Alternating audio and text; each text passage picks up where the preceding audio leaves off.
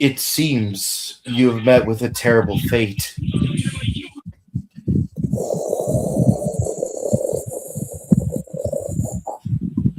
Hello, everyone. Welcome to the Rider Time Archive. Are we having a happy Mother's Day? Well, I hope so, because we have a mother of tragic episodes today, because we're here to discuss Kamen Rider Ryuki, episodes 21 through 24. Yes, where a certain fortune teller is met with an unfortunate fate. Is it unfortunate if he already knew what was coming? I mean, it's certainly tragic. I mean, it's like you knew that this was going to happen, except the tragic fate wasn't meant for you. Yeah. Which is like, okay, some might say that's stupid, some might say that's heroic, but at the same time, it's like, what was your purpose here anyway? Well, if you read or watched JoJo, Baron Zeppeli's entire purpose was to give Jonathan his hormone. That's it. Like so far, the one thing with this setup was both were aiming for the same goal, more or less. Mm-hmm. And the thing is that the situation of both of these two characters are pretty much the same. They were not originally chosen. They just kind of dove into it. Yeah. Not realizing what this responsibility is and what's gonna happen. So it's like, well, does it matter? Does it matter that one of them dies? Well, one, we wouldn't have a show if it did. Mm-hmm. And two, wait, but if it was so and so they wanted, why did you see the reason why I say it's not an unfortunate circumstance is because one of them is playing. One of them has been in the dark and continues to be in the dark, while the other one actually found out something. Yeah. And because he knew that, it's like, you do realize you should die now. Like, you know too much. But they didn't. They kept him alive. Yeah. But no. Like, so you're not going to kill him. No, we're not going to do that. But why? Because you can't undo your destiny. It's been written in the JoJo compendium. And it's pretty much like, okay, so you're safe, you're good, but you knew that this was all going to happen, but you purposely threw yourself in the way. Yeah. Not, it's like, oh, yeah, no, oh, hey, you should have just stayed back. No. He knew, he saw, and it's like, no, that was not meant for you. That was not meant for you at all. But you willingly sacrificed yourself because, by the other standards, it's like, why? Why did you sacrifice? I gave you a way out. I gave you a way to, like, kick everyone's ass in a way that you shouldn't have it. I gave you a cheat code and you gave it to someone else, and you just wind up like just saying fuck it to everything. Yeah. Kind of like when you look at it that way, it's like, that is stupid.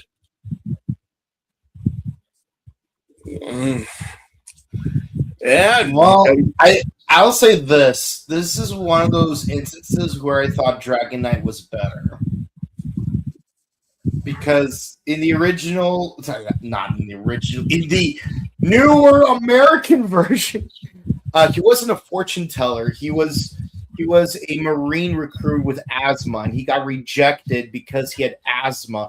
He was desperate to serve his country. So Zabiak's lied. It's like I'm part of a clandestine branch of the military, completely like off of the records. Like we are being invaded by aliens. We have technology that is similar to theirs. We want you to use their technology to fight them. So like he becomes. I'm trying to remember the American name for Raya. I mean the suit, not the character. Chris Ramirez, Sergeant Chris Ramirez, and like basically like he's been had like. The good guys convince him. It's like, no, you're fighting for the wrong sides. Okay, I'll join with you guys.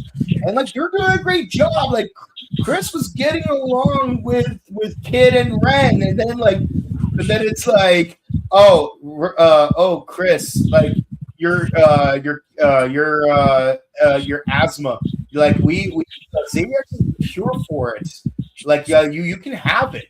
All you got to do is betray the others. It's like, do you know what Semper Fi means in the military? It means Semper Fidelis. It means we're always faithful. I will not betray my friends. And then he does, he does stick to it. Like you got 3v2. Kid was about to get killed. He takes a blow, not just from Oja, but from 3 riders together. And like his last words to Kid was Semper Fi.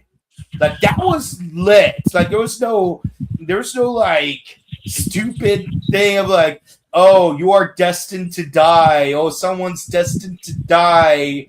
It's like no. It's like he knew that he had the opportunity to live, and he chose the honorable path of the warrior, a real American hero. Chris Ramirez, we salute you. Also, props for disability representation. See, the thing is with what's Raya's actual name? Tatsuki or Tatsuki. Yeah. Yeah. The thing with Tatsuki is that Tatsuya, probably. The thing with him is that is it fate? Is it destiny? If you already knew this was coming. Like that's just the thing, you know, like you already knew that you were safe, you were good, even before all this talk happened. You know, and honesty, it's like, yeah, both you and Shinji are trying to do the same thing, which is stop the rider fights from happening. Which Tezuka was his name, my bad. But you know, obviously Shiro, for some reason, is the reason why this is happening. And we still don't know what his logic is behind it. You know, we don't really understand what exactly, you know, well, first we finally get confirmation there is a wish. There is like, you know, everyone has their goals and their things that they have to, you know, they want to do. They have to get rid of the riders, and then you get a wish. And it's like, okay. But again, there's the story of it has to be only one to survive. Mm-hmm. So again, wouldn't the chances of either you or Shinji to get your goal of stopping this it was elevated? But again, Tezuka already was safe. The one because again, even when he did say it, it didn't really seem like that was his actual goal, or like what he wanted for his wish. That's what I got off of it. Mm-hmm. It's like, why would you give this kid that one thing that he should not have? Like this was his, like, in case of an emergency, you know, to the supposed cheat code or whatever. to get out of it, but instead you give it to Ren and you took the bullet for Shinji. Yeah. Also, another thing is, I love that in Dragon Knight they actually explicitly stated, by the way, the survive card, like most of us don't use it because it's supposed to drain your life force every time you use it. I mean, they didn't say it here, but it's like, here's this one thing that like could literally destroy everybody right now, but you choose not to because why? And again, you could have had this as a secret especially now that Oja, especially with Oja, with how he's been acting. Mm-hmm. But no, it has to be given to Ren. I'm like,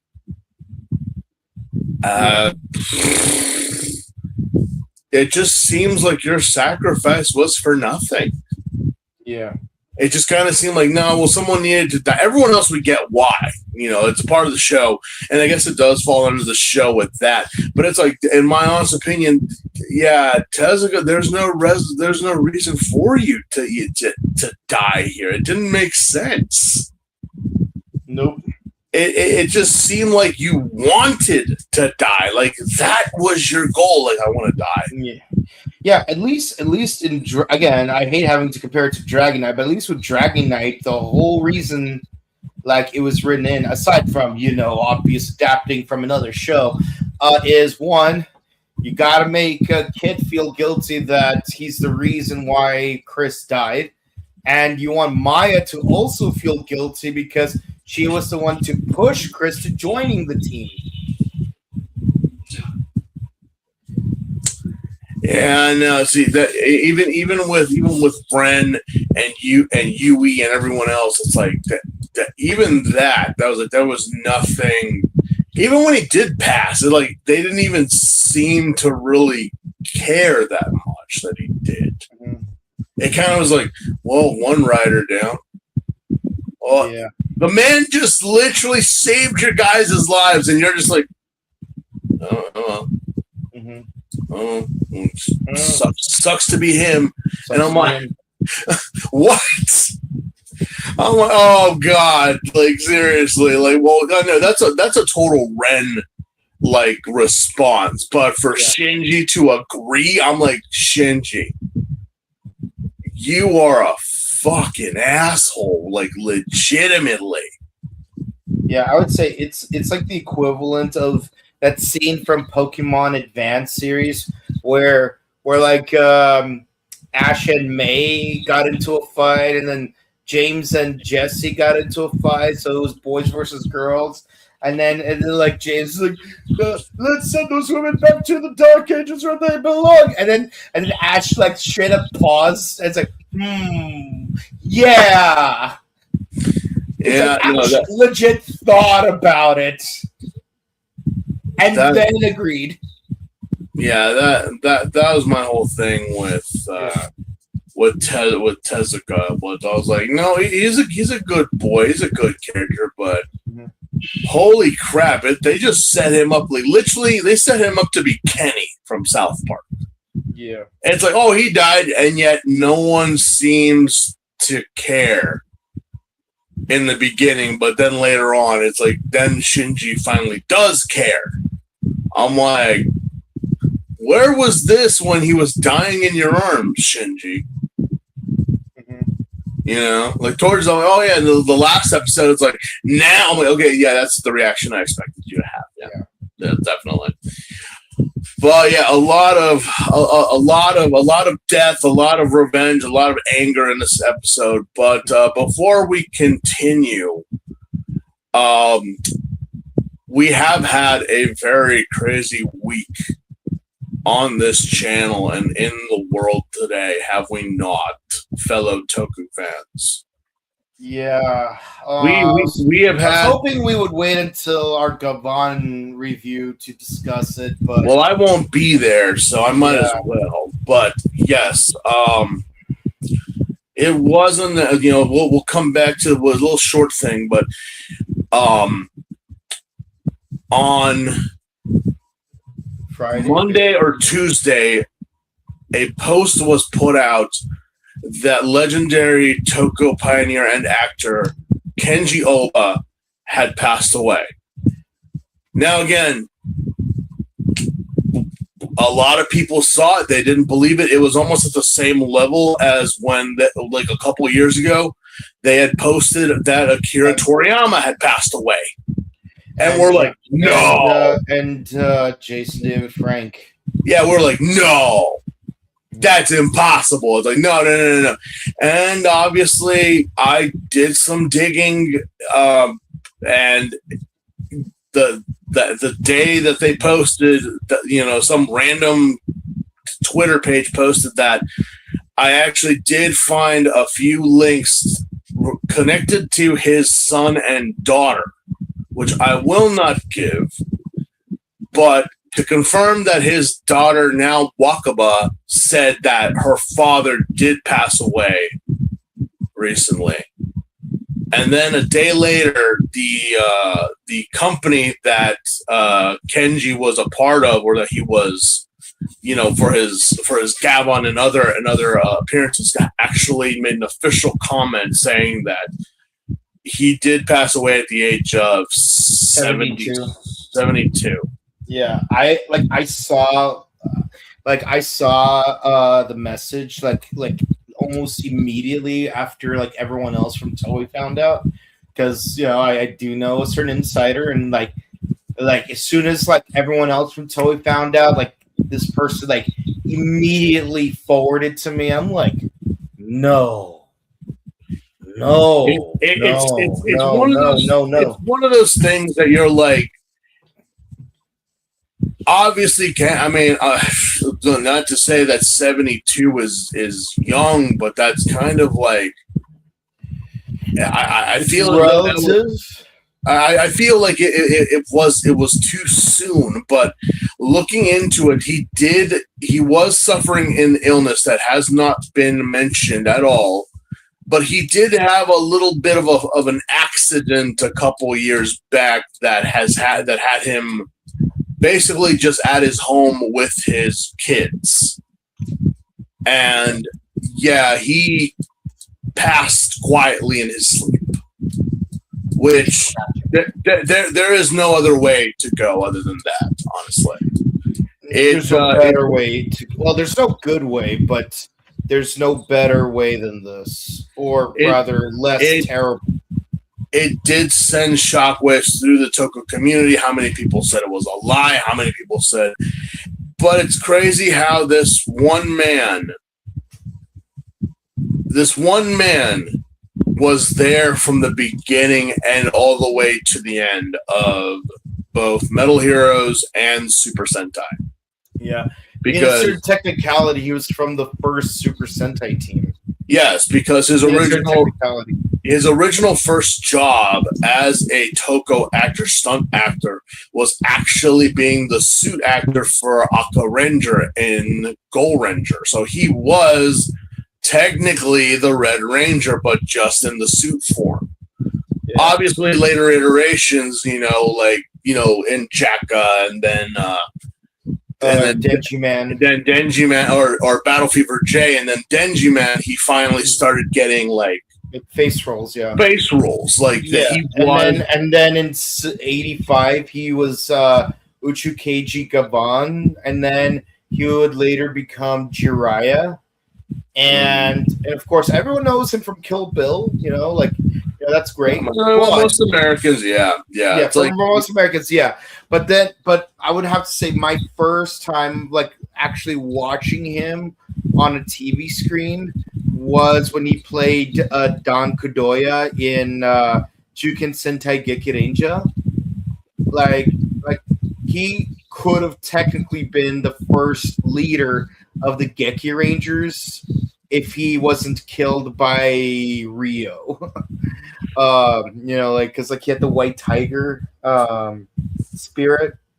And obviously, Kenji, looking into his life, I think it was either he was just in high school or in college when he just decided to say, F it, I'm going to go into film. I'm going to go into movies. I don't know what I'm going to do, but I'm going to do it. And he did it.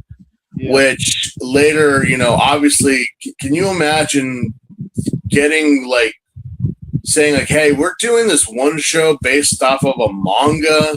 We don't know if it's going to go anywhere, but do you want to do it? Like, even him and later on in life, he was like, I had no idea this was going to be as big as it was. And, you know, I mean, no one really does. I mean, imagine how many Power Rangers actors thought, hey, this could be a one-time gig for me. But then it's like 20 to 30 years later, it's like, oh shit, people still love me for this thing. It's crazy because, again, like, Kenji was there. He was the suit actor. He had done for the Rangers and the Kaijin. But he also was there, and he trained an entire generation of stunt people. So from that point all the way up to now, for stunt work people, they were all trained under Kenji Oba. I know Akiba Ranger actually talked about that, about several stunt people, both in season 1 and in season 2. Yeah, you know? And in season 1, we had a cameo from that other stunt actor. Yeah, who he was a student of Kenji Oba, I found out. Yeah. He actually wait. So you're telling me the guy who was Jetman and Dye Red, he was Kenji Oba trained him. Yeah, and then the other guy in the second season. Yeah, they were all under his tutelage, and you know, obviously Kenji Oba came back in Geki Ranger and Golkaiger. Ryoto Tozawa sent his blessings and his condolences. The cast of Gavon Infinity.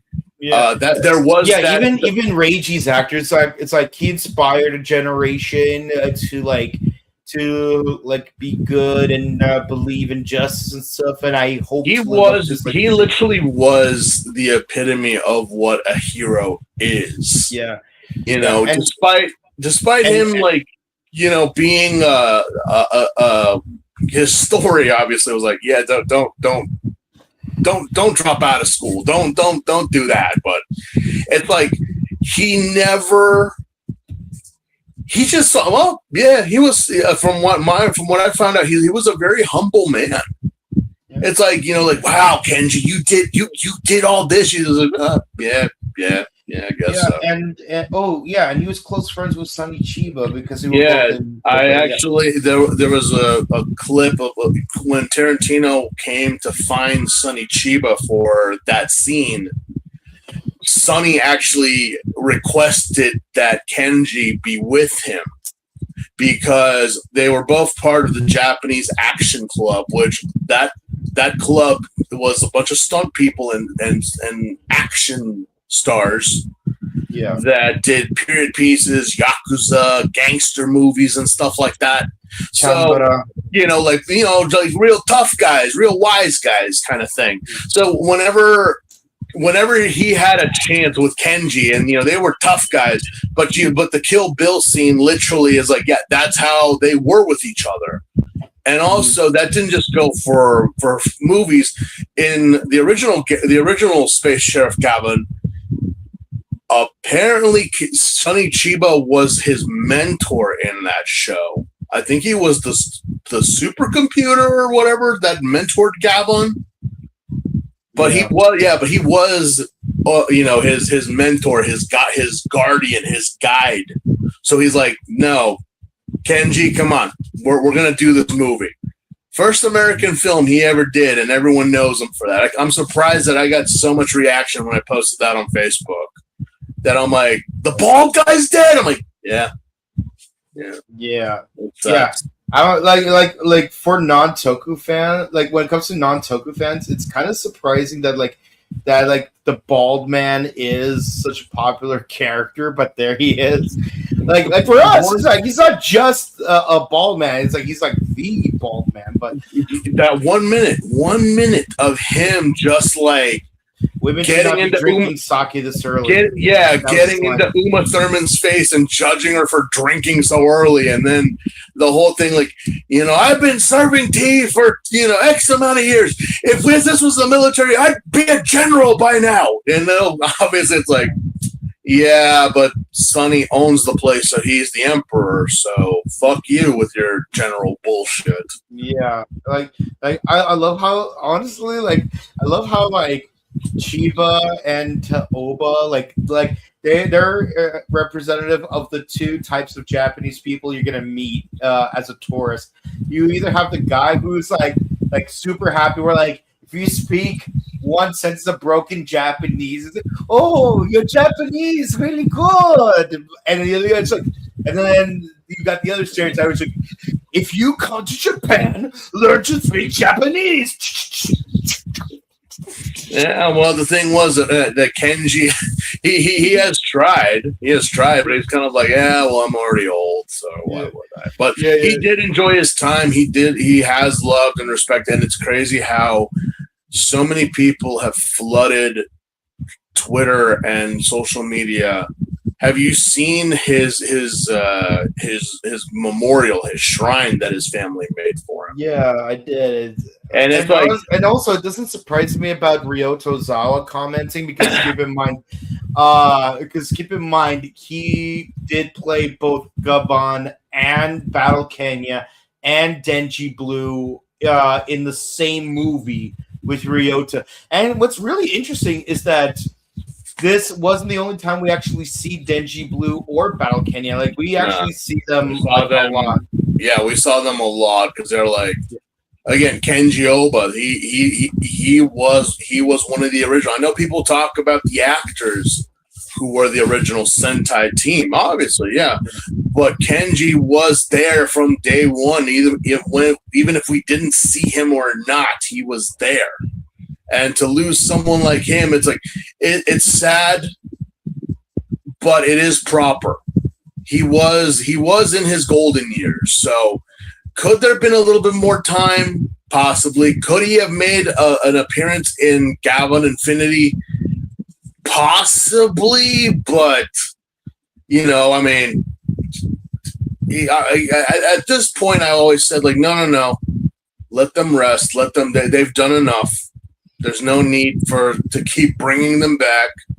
Let them have their final years, and all we can say now is we send our blessings to his son and daughter.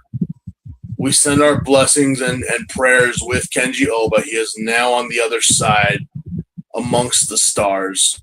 And thank you, Oba Sensei. Thank you so much for everything that you built.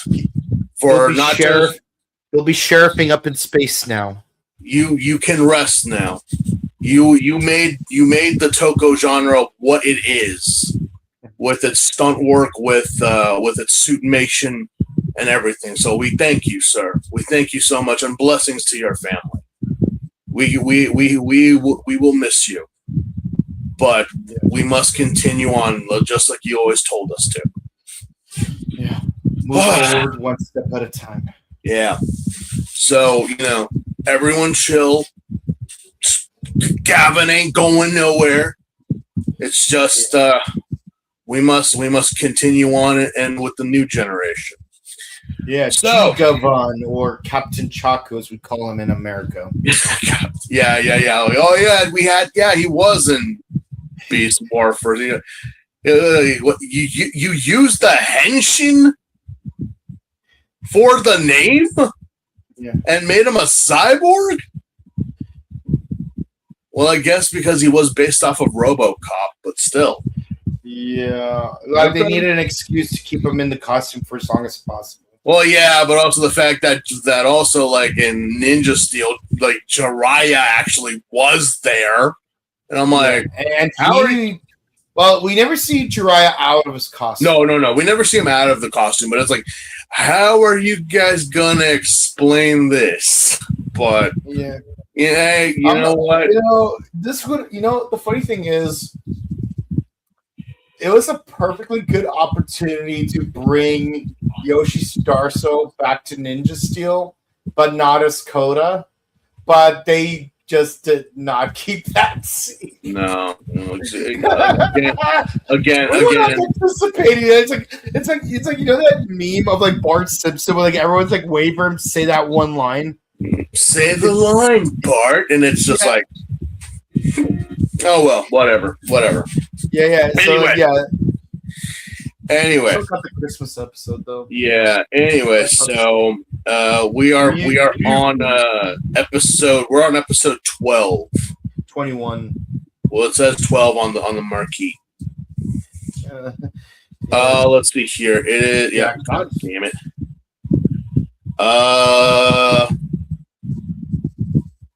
Okay, here it is. So Yui's Past is the name of this episode, and we pick up where we last left off. With Knight and Ryuki fighting each other for seemingly no understandable reason whatsoever. And a fat unicorn is literally causing mayhem all over the goddamn place. I love how that's a running gag for the two of us, at least until the end of this episode. Well, you know what? When do we ever get to say fat unicorns? True. When do we ever have to deal with fat unicorns? Like, no joke. And the people are like, wait, why are you body shaming the unicorn? It's because it's a rhinoceros. That's why. Yeah, it's Monoceros, to be more accurate. It's the original. It's not one of those anorexic motherfuckers you guys keep pressing.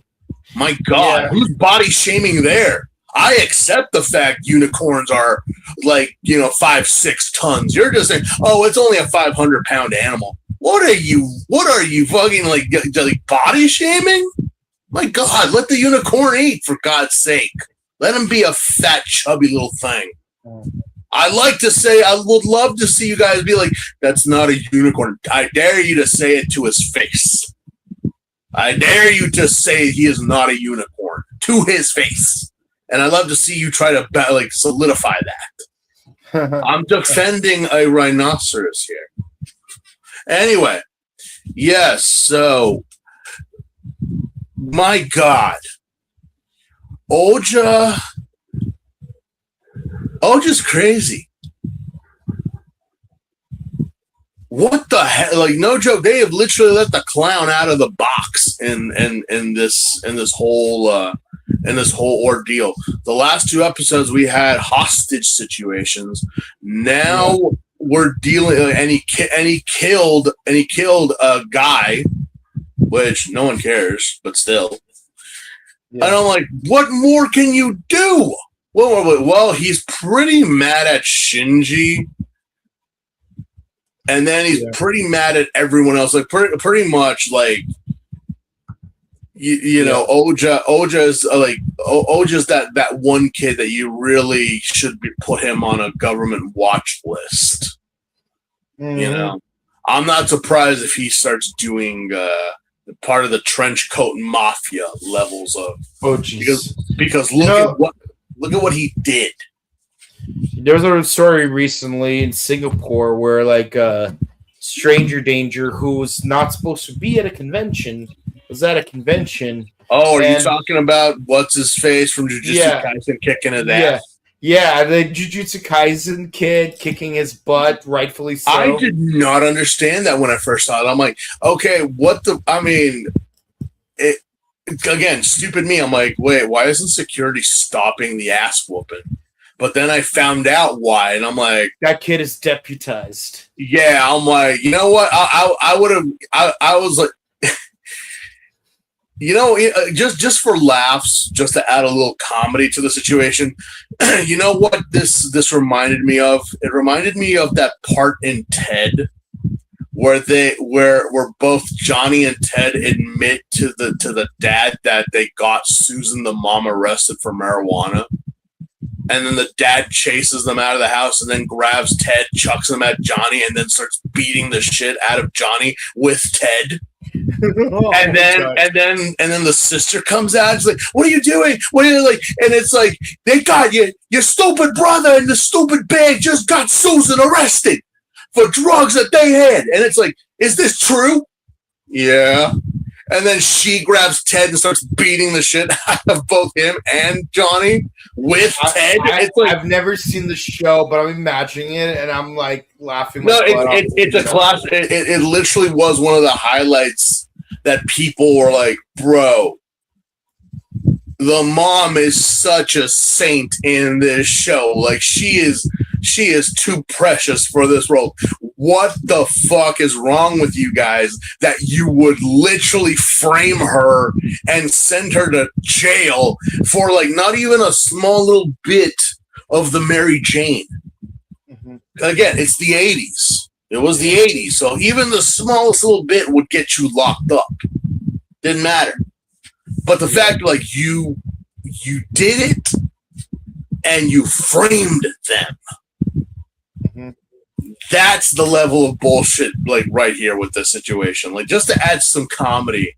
Yeah. So, like, you knew that this guy was not allowed to be there, and yet you still let him in. It wasn't until someone found out and then decided to get... And I would have stopped him, but then I would have, like, wait, he's a what? Oh, yeah. He did what? Oh, well, kid, proceed. Let me go get a chair. See, here's the thing. As a Buddhist, I'm against violence, but I also know sympathy for the stranger danger folk. So, as far as I'm concerned, I didn't see that cosplayer do anything. And this guy, who wasn't supposed to be at the convention, simply accidentally fell down some stairs. Like the ones that lead accidentally. What? Like not just any stairs, the stairs that lead to Alucard's basement. And for the sake of argument, while during his tumble down those stairs to Alucard's basement, it just so happens to cause a 70-inch plasma screen TV to fall off its bracket. All the while, an episode of Adventure Time was streaming on Netflix on said TV. Yeah, let's go. Yeah. If you know, you know. But one time a Toku actor also did similar vigilante justice, where when Go Busters was airing, the chief from that season, the chief, he was like on the subway, and you got that obligatory pervert doing some bad touch on some girls, and like he took the guy down, and then when asked to make a statement, he said, "Mission kanryo," or "Shutdown kanryo." I'm like, no, don't do that. Don't do that. You're gonna get your ass kicked either way. I think the world has slowly regressed back to its violent tendencies, and I think for the better, honestly. Yeah. So, all right. So, what was this fight even about? Honestly, it's not even clear. It's just to put the best way I could describe it, based on the context, is like Ren knows he is gonna have to fight Shinji sooner or later, but Shinji's too much of a good boy for Ren to like raise a sword against. So he wants to have a convenient situation where he knew that Raya that Tazumi wouldn't do it either, and June is already dead, and I highly doubt that Suchi would do it. Even though he was very close to doing it. Kind of was like, wait, so where is Zolda in all of this? Nowhere important. He's taking a time out for some reason. There was a small little scene in one of these episodes where we do get to see Suchi and Goro, but there's really no reason for that. It's just to solidify that, that killer he was representing, he's still out there. We know that. He knows that. So why do we need to see them be like, he's still out there, sir? Yeah, duh. Yeah. Of course they would know that. Of course he's not dead. What's another thing that's trippy for me about this episode is seeing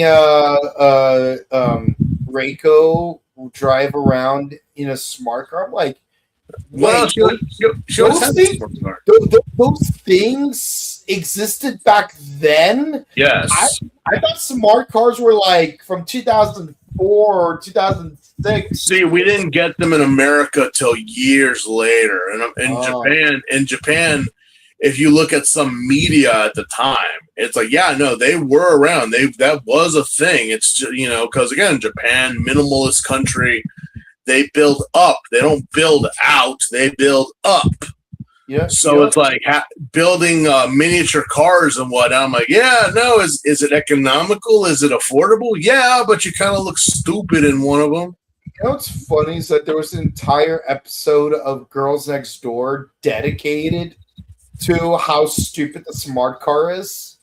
But again, it's like, okay, I get the premise if you were in Japan, but when you're in the mainlands, and also the fact that the car, like its average speed, if I remember right, could only go up to like 70 or 75 at most. Yeah. I'll tell you this. Say what you will about Elon Musk present day. Say what you will about him present day. I would still take a smart car over a fucking Tesla any day. But 2008 though. 2008. I would still. The Tesla cars, the Tesla truck, they're stupid. The Cybertruck is definitely stupid. I'm like, yeah, no, I would rather take the smart car and just have like the than the stupid like sounding horn that they got that makes it sound like you're driving a rig or something. I'm like, why are we? I'm like, okay, I love Captain Planet, but I'm just gonna stick to a gas guzzling Chevy. Yeah. Well, yeah. Let's see what else is here. No, I mean Reiko always had the smart car. She had it since episode 1. Just her driving around, I'm like, oh yeah, she does have a smart car. Yeah. Okay. I didn't even notice that. It seems proper for the Ore magazine people to actually like. No, they would.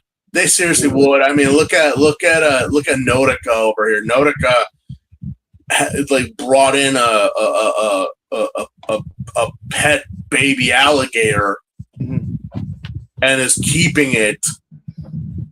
And I'm like, is anyone normal in this magazine company? No. Let me get what's the alligator's name, Mr. J? I don't know. It could have been a chameleon because obviously we're not going to get one in this series. Yeah. But no. Like if she has an alligator, I'm gonna call him Mr. J. Yeah, we call him Mr. J, and hopefully Mr. J makes more sense than the real Mr. J.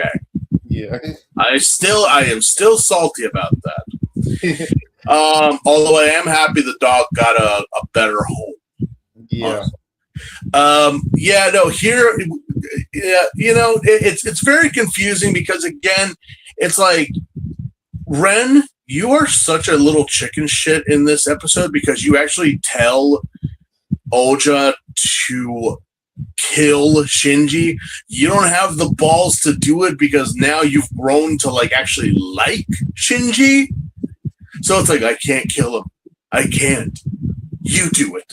I'm like, you are such a bitch, Ren. You really are. You are such you're a bigger bitch than June. Like you are such a bitch. Like a couple episodes back, I would totally believe that June was ready to kill Shinji. But as of recently, and especially him going to Oja, going to him and telling him that you have to like take care of him for me. I'm like, what the fuck is wrong with you? No, seriously, what's wrong with you, Ren? Mm-hmm. What the fuck is wrong with you? What indeed? You kept talking about like how there can only be one. Can you imagine if in the Highlander, like we were gonna kill a future Thunder God, which was Raiden from the movie, but then it's like the other guy was like, I'm gonna do it, but then he's like, no, he's too innocent for this world. I can't. I'm like, but you spent the entire first half of the movie trying to kill him. Mm-hmm. And now that you have the shot, you can't do it. You got to go to the psychopath to do it. Yeah. Ren, go to the corner. Go to the corner and have 2 buckets out like this. My God. If you want to fucking kill the kid, do it yourself.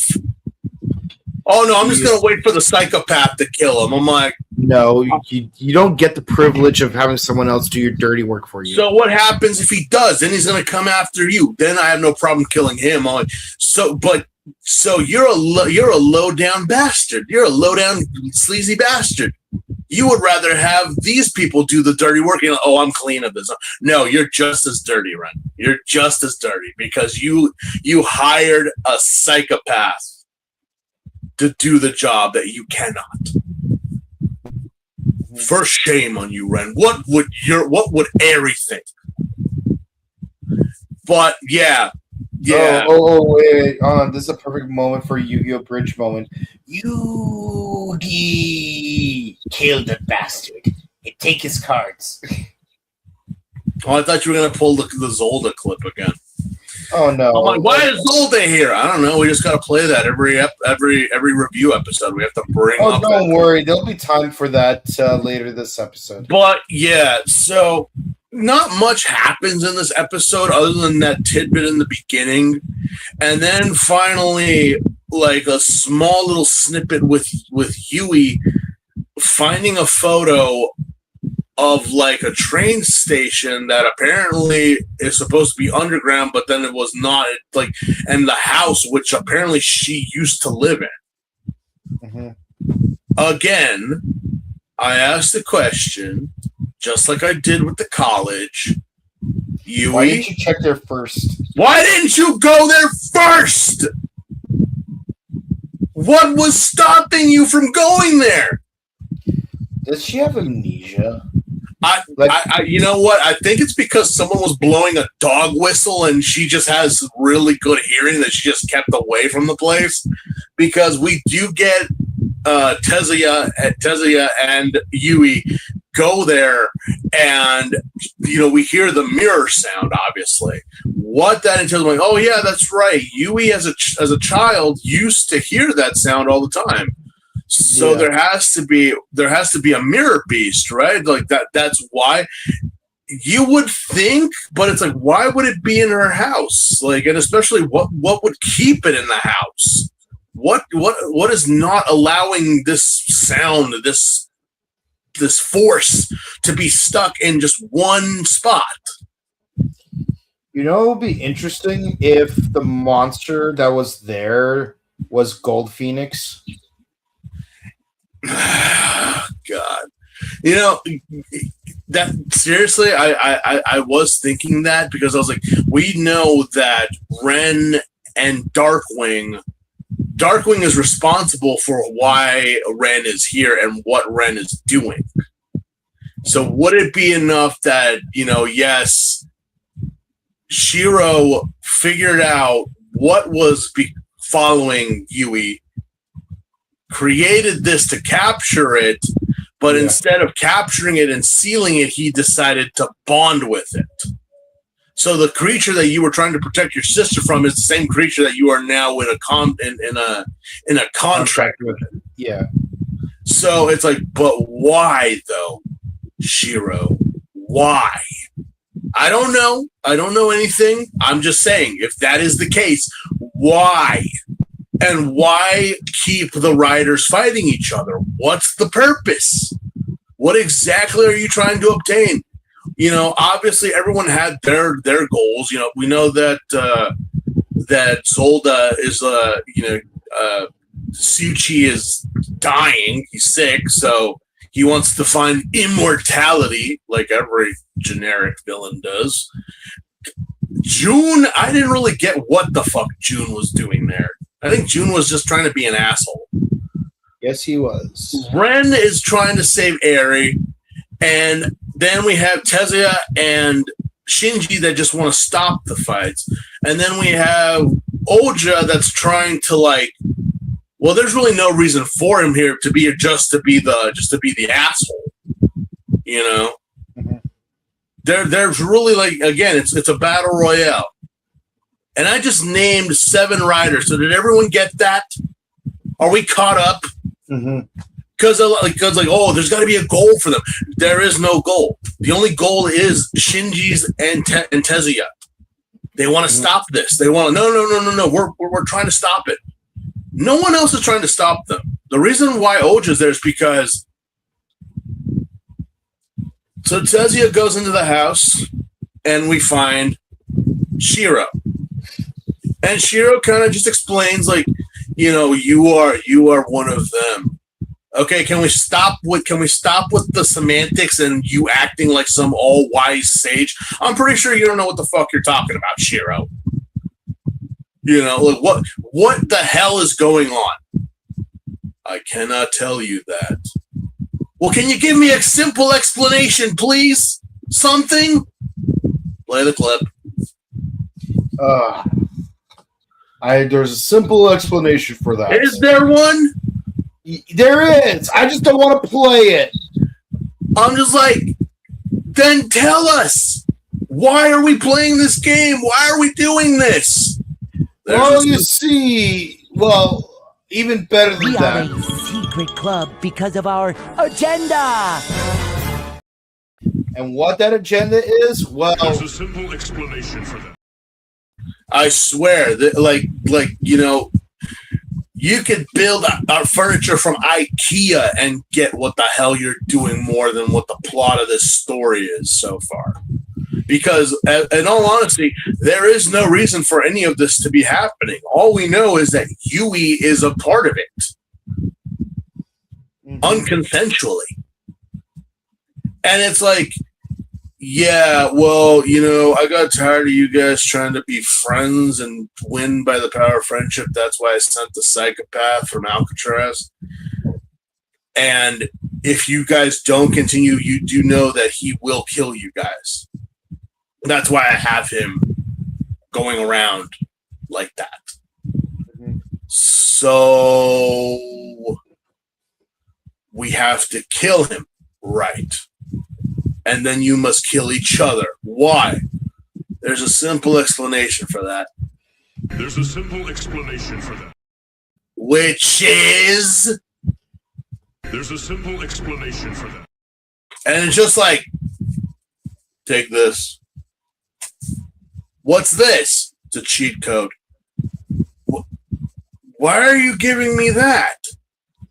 Well, you see... There's a simple explanation for that.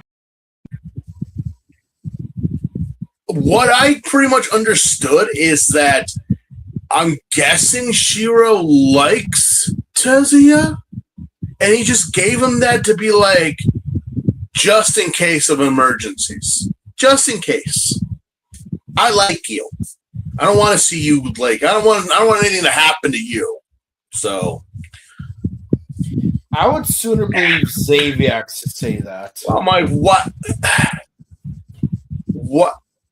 I mean, obviously, Tezuya is being a good boy and helping Yui, but it's like, you don't even mention that Yui's downstairs, that she's like, that they're looking into this and no, just take this with you.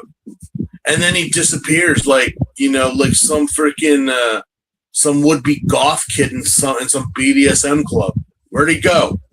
It's so black in here, I didn't see him. He snuck out through the back way. What was that? It's just a weirdo, I guess. But he gave you a card, though.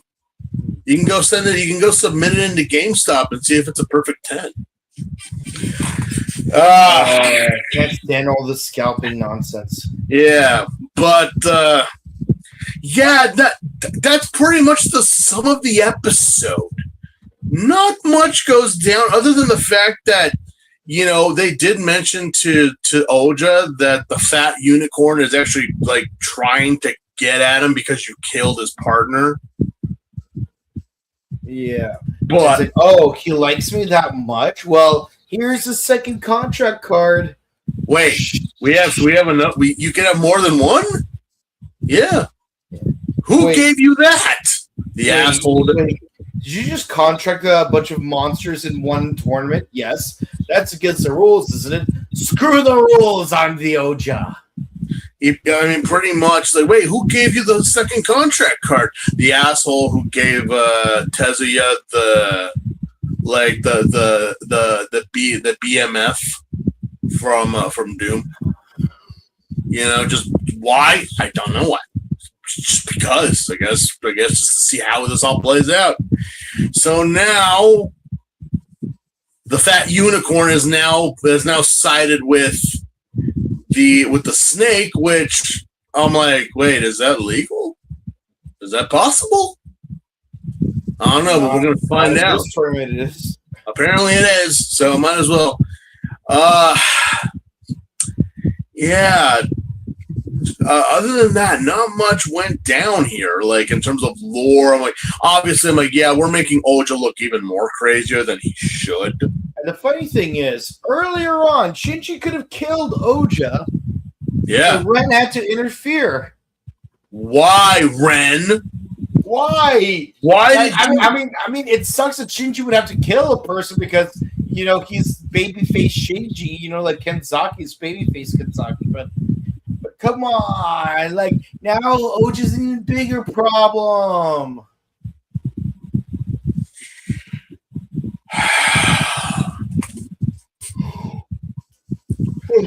I'm like, what exactly is going on here? What exactly is the point in all of this? You contracted the Psycho to kill Shinji, but then he was about to, but then you ran interference. You could have gotten rid of Shinji, and then, you could have gotten rid of Oja, because Oja has actually been pressing his luck a little bit too much. We've noticed that he's been slowly fading. He's slowly sizzling out, because you're not supposed to stay in the mirror world for long periods of time. Yeah. So it's like, you had them, Ren. Why? Why? Well, I can assure you that There's a simple explanation for that. Anyway, we're going into the next episode. That is episode 22, Raya's Revenge. So, yeah, this one, what was the card that was given to Tezuya? it's a survive card. It's a survive card. Now, what is a survive card? Nothing that concerns you. It's an upgrade. It's legitimately a like a one up. Like, whoever has this, it's like, wait a minute. How are they supposed to get these cards? They're supposed to feed the monsters, and then the monsters get powerful, so then that happens. This is pretty much like you gave a fistful of rare candies to your monster, and then it produced this, which made not an evolution, but more of an upgrade to not only itself but you too. And Raya has it. Why? Doesn't seem proper that he should have it. Let's see here. We do get a little bit more about Yui and her past. Obviously, yeah, your brother's a psychopath. He's not all there. He's a few cards shy of a full deck. So he's crazy, pretty much. Yep. And he's the one that's behind all this. Yep. Yeah. Is there a way to stop him? As far as I know, no. Can he be stopped? Possibly. Possibly. If we wish for it to happen. But that would mean you guys would have to kill the other riders to get the wish. Not if we make them give up. Shinji, you do remember what happened to Scizor, right? Yeah. Even if they give up after that. Even if you destroy the deck, doesn't mean that they just walk away. You got to deal with away from this. You got to deal with the damn monster you made the contract with. And obviously, we do get a little bit more about, Ren and his story, obviously, like that's the reason why he's doing everything he's doing. He wants to save his girlfriend or friend or study buddy. I don't know. We don't really know who Eri is technically in the story. We just know that she's someone important to Ren. Yeah. We can just take a wild guess at maybe it's his girlfriend, maybe it's a fiance. The worst case scenario, it's his sister. Yeah. But regardless, it's like, yeah, he wants to, because if she doesn't within less than 6 months, Eri is gonna die. Mm-hmm. Which I'm like, okay, that's noble. That's noble. What was everyone else's reason for fighting? Immortality and just to keep this bullshit going. And then you have these two that are trying to stop it. So we have 3 pretty good people, and everyone else is just trash. Mm-hmm. Yeah, pretty much. That's the game that's being played right now. Yep.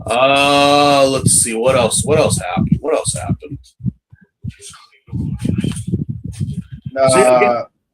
Yeah, like not much really does happen, but Tezuka does read more fortunes. Mm-hmm. It's like someone's going to be met with an unfortunate fate. Yeah. This is the whole setup of not only does he have the survive card, this is the setup for to the end of our review of events that are to come in the next episode.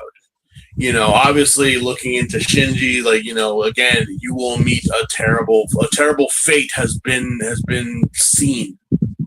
Okay. And what is this terrible fate? Anyone? They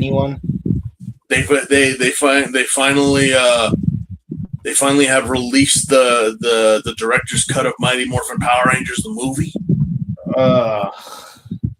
Oh yeah, the one with what's her face from SVU. I demand to see that, because I'm like, yeah, that would have made no sense, but it would have at least given us a proper story. I demand to know. But either or, I'm like, you know what? What, Tezuya, what exactly did you see, quote unquote, in your fortunes? What did you see? Someone's gonna die. Okay, can you be more specific? No. In a game of life and death, there is death? They didn't say anything on the box when I bought it. Those bastards at Milton Bradley are freaking tools. Mm-hmm. Yeah, someone's gonna die. Someone's gonna die. I know who it is, but I just can't tell who it is. Why can't you tell us who it is? Because then it would spoil the ending. Okay. And again, Tezuya kind of this whole time just acts very mysterious with Shinji and with Ren.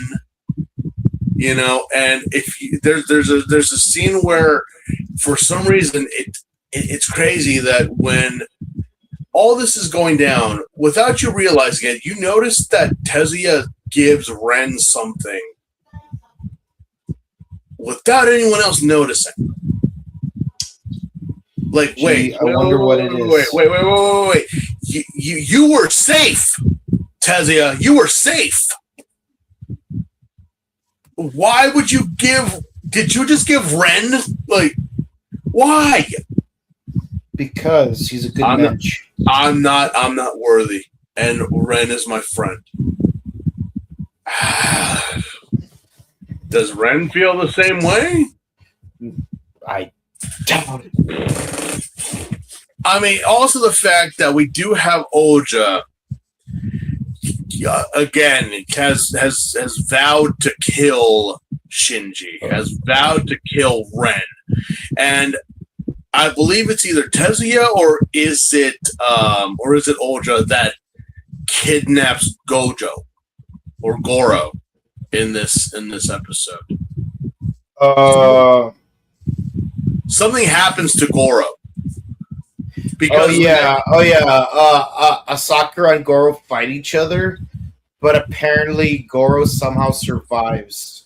Because the thing is that, yeah, we still, again, Asakura hates Zolda, hates Shuchi, his ex-lawyer. So going after Goro, that, but again, Goro's not someone to mess with. He may not be, he may not be Kamen Rider Zolda right now, but he's not a man of whom to fuck with. If only Goro was Zolda from the beginning, I feel like a lot of problems would have been solved sooner. I think Goro would have just taken care of it by now. Like, seriously, what the heck is Shuchi doing besides hiding in his fucking mansion, being a little shit? Yeah, let's be honest, low-key, Goro goes up on that pedestal along with Akira Tate and Oran Pierre Alfonso as, the obligatory green himbo who actually gets the job done. Yeah, but again, that it was revolutionary because normally the freaking himbos are just background characters in these shows. Mm-hmm. Yeah, this has kind of opened up a whole new vision of what it is to be. But yeah, regardless, Tezuka gets attacked by Gold Thunder. Yeah. What actually prompted this fight to happen? Well, there's actually history behind this. Okay. Yeah, and we find out that history in the next episode. Wow, not even in this episode. No. But I have to say, the American version of this fight was just brilliant because, again, Chris has asthma and he's surrounded by flames and his asthma symptoms are really flaring up. But he still gets the job done. Let's see here. So next episode 23, Changing Destiny. Oh boy. So this episode marks the final appearance and the demise of Raya, as well as the debut of a certain form. It is also the seventh it is the seventh of the 9th part arc of Olja. Which, yeah, we have had this arc is strictly Olja. Yep. We have been only focused. We've had no mirror monsters. We've had no other interferences. Olja has just been the focal point this whole time. Which, looking into Olja, did you know that the Japanese television actually had a problem with Olja when he was on TV? Not surprised. They actually, if the story is true, they were the Japanese government and the Japanese broadcasting were actually threatening a legal lawsuit against Toei and the broadcasting because obviously the massive hijacking, the hostages, and even holding a gun to a child's head. Mm-hmm. And this is a show that is meant for children. Kids, yeah. And it's again, it like I said before, and I'll say it again, Ryuki was definitely the show that turned away a lot of people, a lot of older fans, but inspired and got new ones, and has made Kamen Rider what it is today. They're not afraid to go there, which was all started here with Ryuki. What's really interesting for me about episode 9 of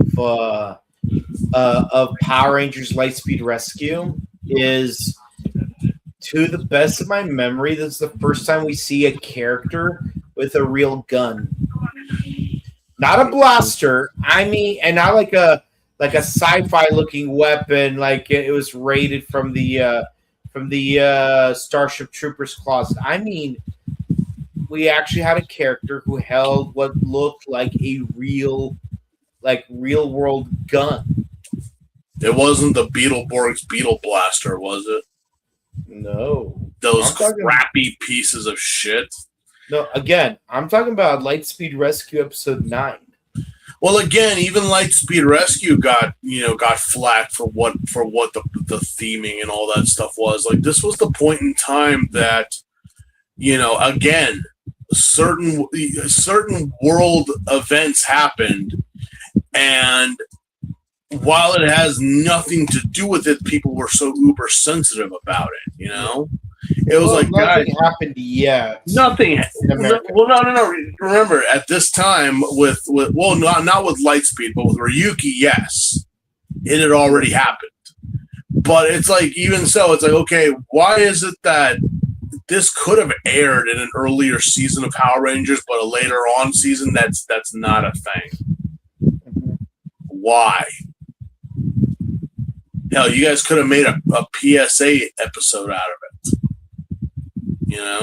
Oh, yeah. But here it's like, no, the fact that he's an escaped convict and this and that, like, it's that whole nonsense that people said about Joaquin Phoenix's Joker, that like, oh, if people go watch it, they're gonna emulate it, and then we're gonna have like, who the hell went and emulated that?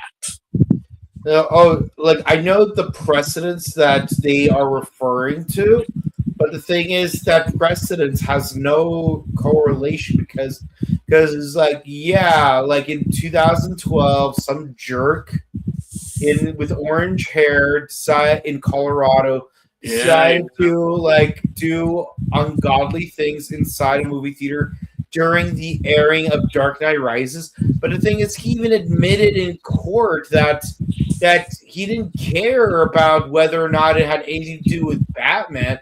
He just wanted to get as high of a number as he could, and going to a movie theater at the premiere of a Batman film would have given him a higher chance of getting a high number.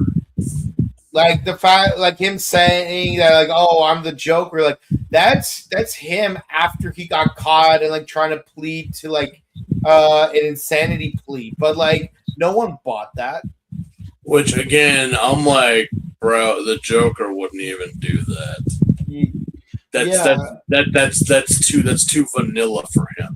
Yeah, like what the Joker would have done is that he would have locked up the entire auditorium and sprayed his special gas. He would have gassed the entire movie theater, not just a single auditorium.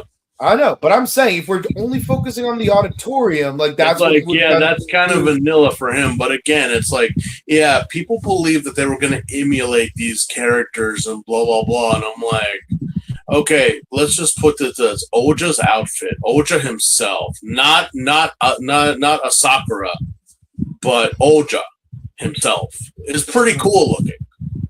Yeah, the rider suit, honestly, like, yeah, the rider suit obviously is one of those, like, the tints of the kind of mustard yellow with the violet purple, the grid on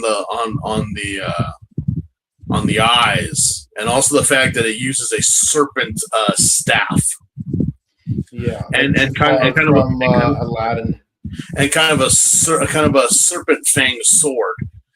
This looks pretty fucking cool, but who the hell would be like, yeah, I want to be just like a Sakura? At that point, I'm like, why? No, seriously, ask the kid why. Why would you want to be? They make it very clear he's the bad guy here, and let's be honest, like this isn't new for Kamen Rider. How many times do we see like people like turn into mold or foam or a pearl string? It makes no sense, because I'm like, yeah, you're right.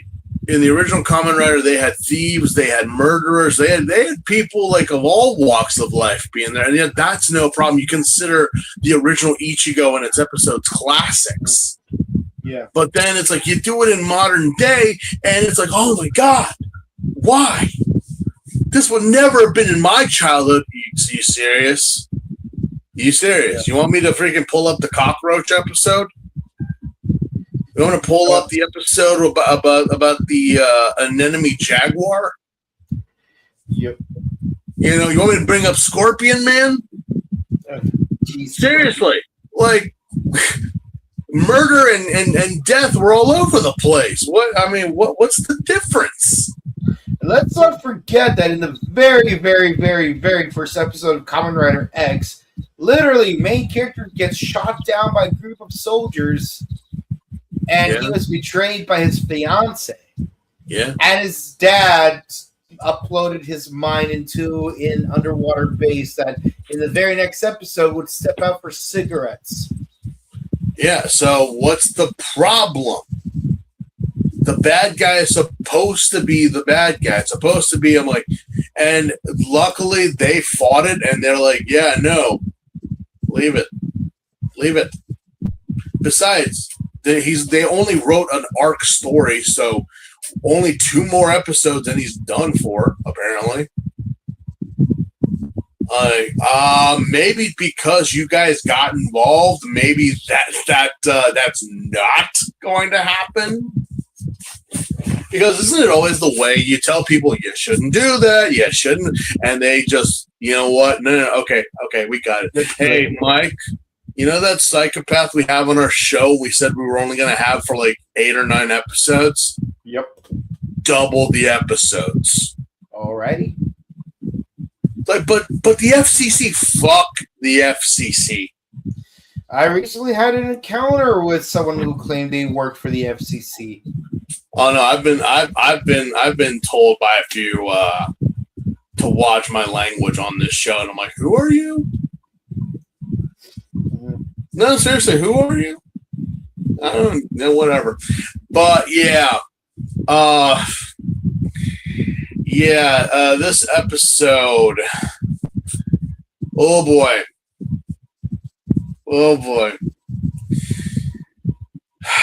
Well, we do get a little bit more Yui in this episode because obviously now they're putting 2 and 2 together, and it's kind of we're back to square one about how this is all her brother's fault. But again, the logic is just not there. The logic is not logicking as to why all this is happening, and why is she the one that this is all happening for? We don't know. As for Tezuya, again, he knows he's safe. He knows he's good. He slipped the survive card to Ren because obviously now, again, Oja just keeps on showing up and being an asshole. Yep. Yeah, like he has Goro like handcuffed inside a car while he's like destroying the car, and Goro's like, I wonder how those vegetables are doing. I didn't really need to put them in the fridge. Yeah, Goro is just too pure for this world. The same thing with Shinji. It's like you got a psychopath on your side, and you're not even worried about what the hell is going on.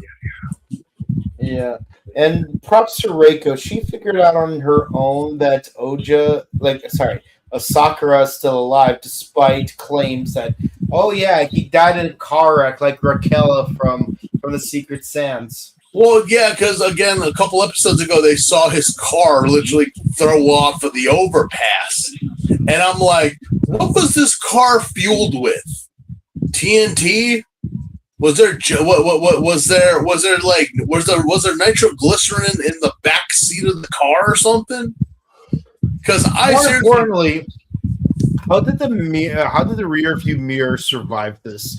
Because obviously he escaped by using his rider deck to go into the rear view mirror.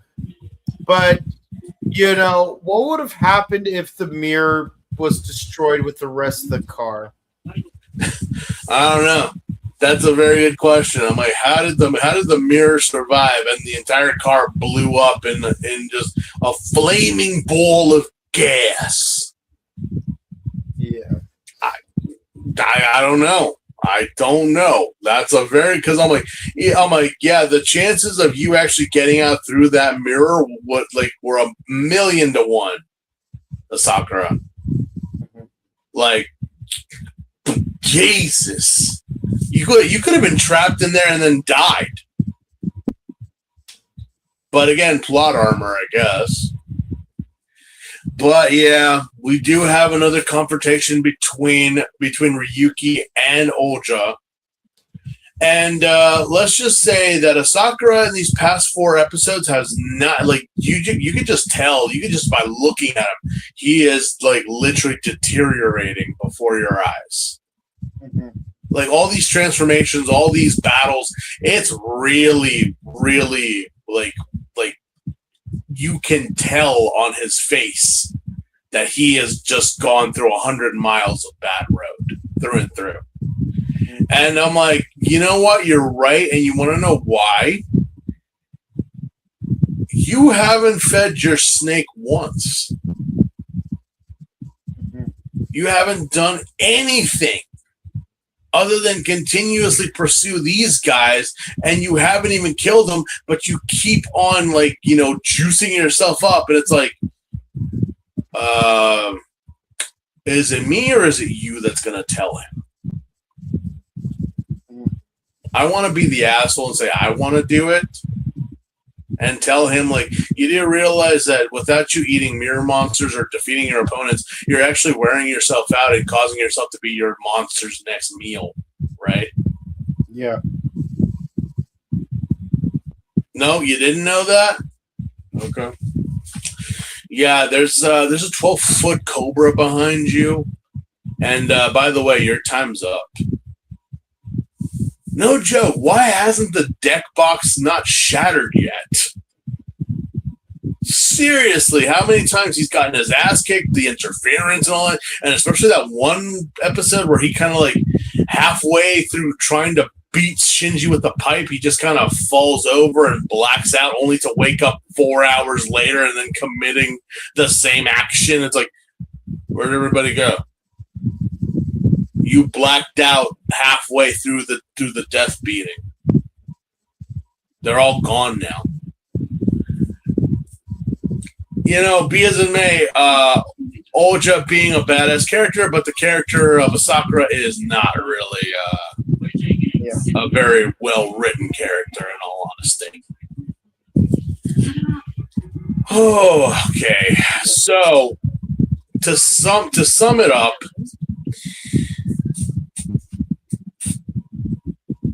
Rider kick meant for Shinji winds up going to Raya, and that was enough to kill Raya, technically.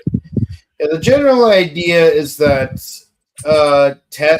Tetsuya spent a lot of time thinking Shinji's gonna die. It's like, I'm going to change destiny by dying myself.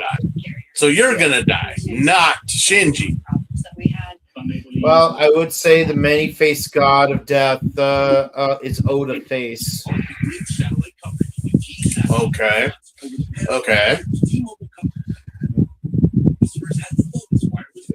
I don't feel anything because you died.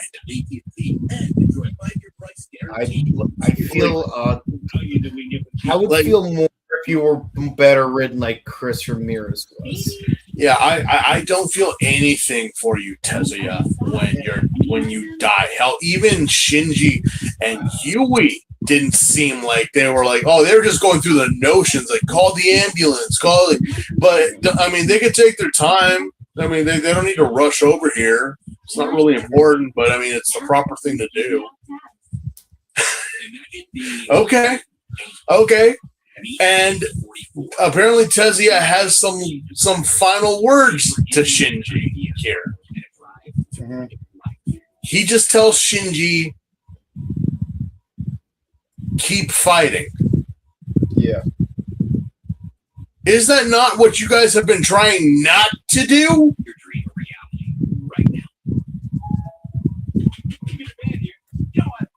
You're trying to stop the fighting, but you're telling Shinji to keep fighting. Well, clearly he acknowledges that he was wrong all along. But also, what have we been saying the entire season so far? If you do not fight, you will not survive. So, get in the mirror, Shinji. shut up and just get in the mirror, Shinji. Yeah. Meanwhile, Len, like, he finally pulls the green screen card. Yeah, Ren finally, again, the survive card that Shiro gave to Tezuya just for him. Tezuya gave it to Ren because he would think that, no, you need it. You didn't bother to give it to Shinji? Like, I think because Oja's after him more, wouldn't it be better to give... I don't know. A fight ensues between Knight and Oja. And just because we finally, apparently everyone now is in tune with the Force, because the minute that Tezuya dies, Ren knows that he died. Mm-hmm. It's like he sensed it in the farce. Huh. And it's like, at that point, he finally used the heart of the cards and whipped out. Mm-hmm. I don't fucking know. What would we call this? What would be a proper? It ain't the Flame Swordsman. It ain't that, because that's a fusion monster. You don't have that. You know what you pulled out? You pulled Gearfried the Lightning. That's what you pulled out, Ren. Oh man, I love Gearfried the Lightning. You pulled out Gearfried, not Gearfried the Iron Knight. No, Guilford the Lightning. Yeah, you pulled out, Gearfried without his armor. You pulled out the armor was not meant to protect me, it was to suppress me. Uh-huh.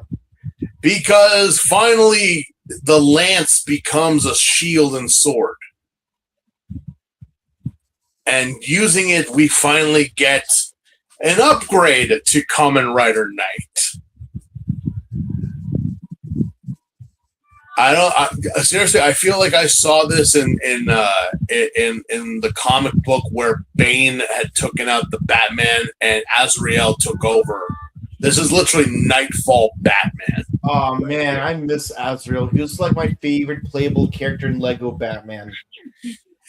What we get for Kamen Rider Knight is it's Kamen Rider Knight Survival.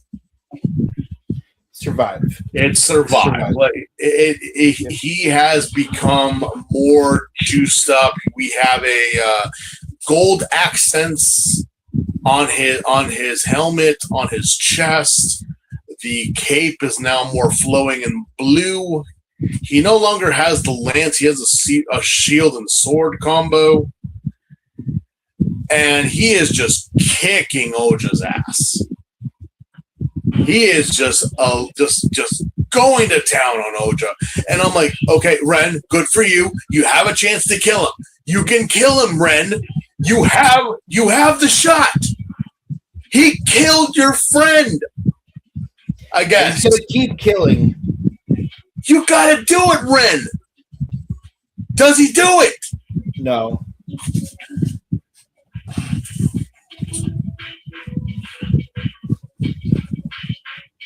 Yeah. My God, Ren. I thought stormtroopers couldn't hit their target even if they were right within shooting distance. What the hell is that? The wall is right here, your gun is right here, and you couldn't even hit the wall. Oh, I just remembered that episode of Malcolm in the Middle where Malcolm just sucks at bowling. That he crosses the lane line, walks all the way to the pins, swings the ball, and somehow still gets a gutter ball. That just sums it up right there. I'm like, wow. Can you imagine if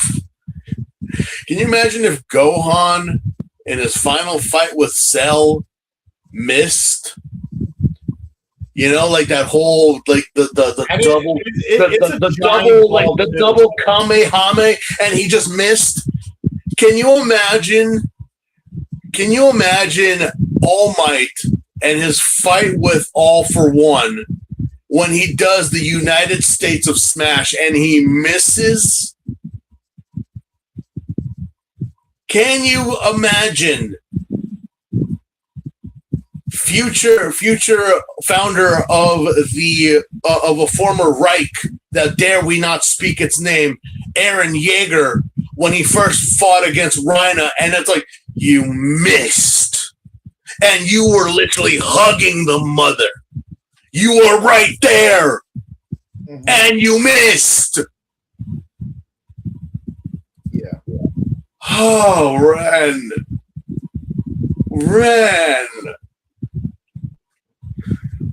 Do you just have a thing? Are you a masochist, Ren? Are you? Is that just your thing? You had the shot right there. Yo, you had the shot with Shinji back then, and you did. Oh.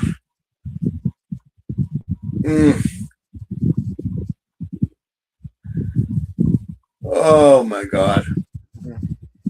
I need a drink. No, geez. Oh well, God. Well, we only have one episode left, so like you got. I don't. No. I mean, I'm not. I don't mean a drink like that. I just need a drink of water. I just need something because I'm like, Ren. My God. Give me a Dr. Pepper. Give me a root beer. What the hell, Ren? For crying out loud. Really? Yeah, but he got away though. That's not an excuse, Ren. You have it. You had the upgrade. Tezuka's dying right there.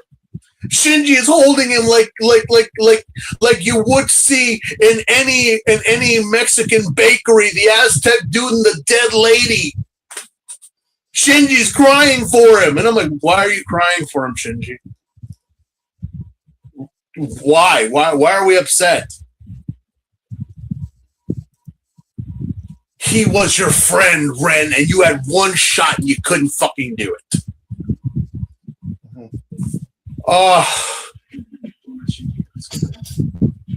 Oh my God. So yeah, that just kind of like, yeah. It got much worse while Asakura is like trying to lick his own wounds after his fight with Ren. Guess who finds him? Reiko. Yeah, finally finds him. It's like, Reiko, you should not be here right now. Yeah, we end the episode where, you know, obviously Sakura, he got his ass kicked. He's dying. He's been through it all. Man, you should have died, but because of poor aim, you're not. How do you miss with a nuclear bomb? I have no idea. Yeah, in episode 24, Reiko does find him, and we finally get Oja's Secret is the name of the episode, and a lot of lore gets dumped on us here of our precious purple snake. Yeah. Yeah, but, and again, sit down for this one, folks. There's not a lot of action that goes on. This is pretty much just like we're vomiting information, you know. But Asakura is not in like, he is not looking good. Yeah. He is not looking good. And of course, we do have a moment in this episode where Reiko is like, again, how did she find him? I don't know. She just did. You know, it really feels like Yui really wasted her money hiring Ren to find her brother, because I feel like it would take Reiko only a day and an egg sandwich to find Shiro. Yeah, I don't know.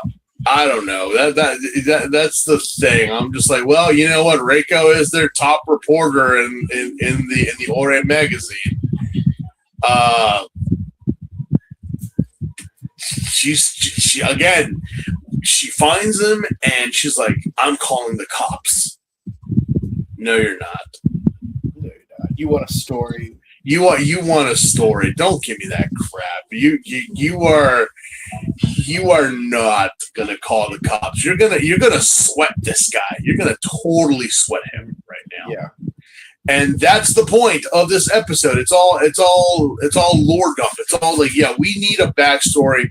Our A plot revolves around Oja, Asakura, and his backstory, his back life.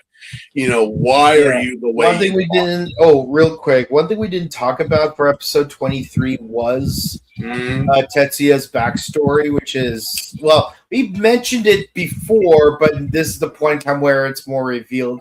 Originally, Tetsuya was not supposed to be Raya. It was supposed to be his brother, was a pianist. And his brother was supposed to make a contract with Gold Thunder, but he refused. And as a result, Gold Thunder killed him. And so, Tetsuya took on the mantle in his place, kind of like Shinken Yellow. But instead paired up with Evil Diver instead of Gold Thunder. But because Gold Thunder was the one that kills his brother, that's why he has that grudge. So, but besides stopping this fight, he wanted to get his hands around that Phoenix and kill it. Yep. All right. Well, at least he had other motivations than just stopping the Rider War. Here we get a little bit of a lore dump. The first 10 minutes of the entire episode is just Asakura and Reiko talking in what seems to be an overpass, underneath it. Underpass, and and it's clear that Sakura is a masochist. You may have had an abusive childhood. And he has eaten mud. Which is kind of possible. I mean, depending how you look at it, that is possibly the most laziest way you could write a villain. It's so why is he the villain? He had a crappy childhood. Every textbook, cliche of because he wasn't loved, he wasn't given enough hugs, he wasn't properly fed, he had an abusive mother or father or whatever. He just decides to be a psychopath.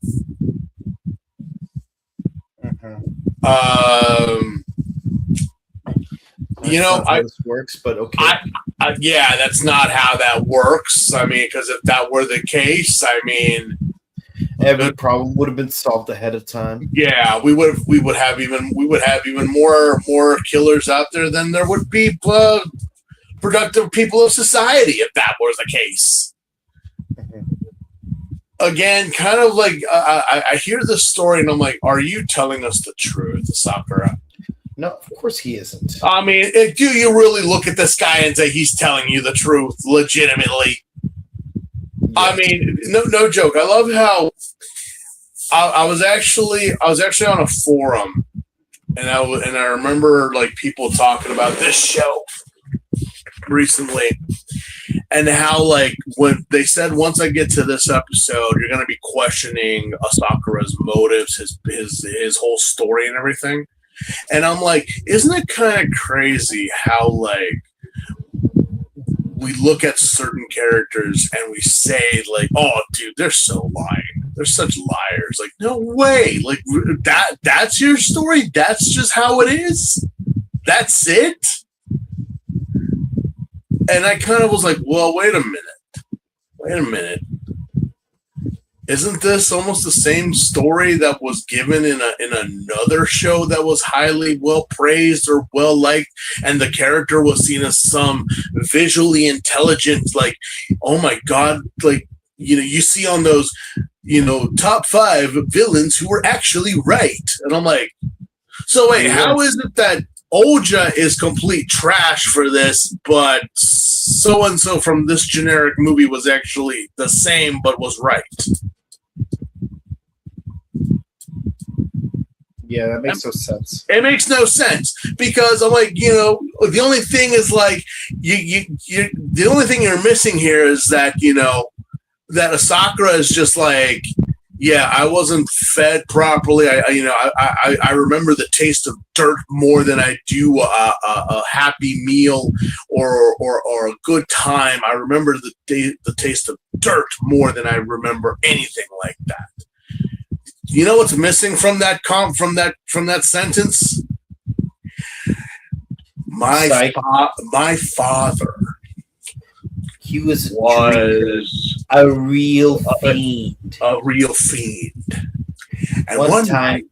Yeah, that level of bullcrap. I'm like, yeah. But why is it that you look at this other purple-clad monster and say, he was right. He was right. When Oja basically went through the same thing, and you're like, that's kind of stupid. That's all. Like, what? And the thing is, and for Joker, it's like you don't even know if that actually was his backstory. He keeps changing it. Yeah, and it's like, yeah, dude, nothing he says you should believe. It's the same thing with the Sakura here. Why would you believe him? I mean, the thing is, even like when Joker gave that spiel to Harvey Dent about like being random and stuff and like holding the gun to his head, it's like you could see he's holding his thumb against the what's called the safety. Yeah, he's got the hammer. Yeah, he has his finger on the safety. So regardless, he's gonna shoot, but like the gun's locked. So either or, it's like he knew. It's like I'm walking out of here. But it's also the bullshit of like, yeah, exactly that. It's like his whole logic in that speech. You're caught up in the moment, obviously, but it's like, you know what? That whole, when it all goes according to plan, that's bullshit. Mm-hmm. That's garbage because gang members get shot. That makes the news. Yeah. Doesn't matter who or what, whatever, that makes the news. Yeah. A truck full of soldiers die. That makes the news. A police officer, whatever, that makes the news. But but he said no one cares. What do you mean no one cares? Of course they would care. Of course they would care. But then you're like, but a mayor, a president, a little old innocent lady. I'm like, they would still care. It would still be reported. It would still be brought up, and you don't think no one would give two shits about it. The logic ain't there. Same thing goes here. It's like, well, how come? Well, why is Sakura such a psychopath? Why is he such a monster? In all honesty, I think he's just got a few screws loose and he just likes it. I'm pretty sure that he probably lived a normal childhood. He's just he just keeps making his own mistakes, his own thing, but he blames everyone else. I mean, look at what happened with him and Suchi. Look what happened there. Suchi just happens to fail to like help him, and it's he funny. Tried. He tried. Earlier today, I watched Legally Blonde for the first time. Oh boy. Yeah, and I'm like, I really appreciate that scene, like midway into the movie, where like the professor asks her, "It's like, do you prefer your client to be guilty this way or guilty that way?" And she's like, "Well, I want my client to be innocent." And it's like, that is incredibly naive. And then like Selma Blair is like, "Oh, I wanted them to be slightly less guilty." But then she's like, "You know what? I want him to be more guilty just because it's more challenging." But then what's it called? And then like her very first court case, like she got the harder court case because trial for murder, and it turns out her client actually was innocent. See that you know how many lawyers they do the lawyers react to or doctors react to like certain things in movies. It's like how many lawyers, legitimate lawyers, and like have seen that scene and they're like, what